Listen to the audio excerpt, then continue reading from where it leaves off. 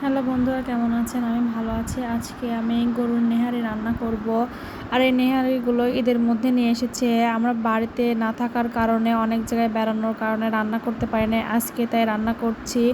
যেখানে পেঁয়াজ, রসুন, কাঁচামরিচ আর বাটা মশলা, এলাচ, দারচিনি, চলা সব রকমের মশলা দেওয়া আছে। আর আমি হাতে মাখায় সুন্দর করে রান্না করব। এই যে পরিমাণ মতো তেলও দিয়ে দিচ্ছি। সব কিছু দিয়ে দিয়ে সুন্দর করে আমি হাতে মাখায় নিলাম।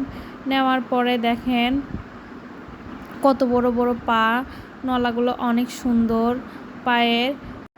আর রান্না করতে করতে অনেক রাত হয়ে গিয়েছে আজকে।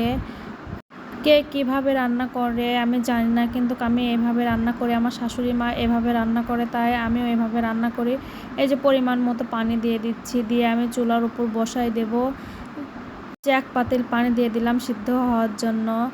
আর আজকের ভিডিও এ পর্যন্ত শেষ। পরবর্তী ভিডিও দেখার জন্য পাশে থাকবেন। ধন্যবাদ।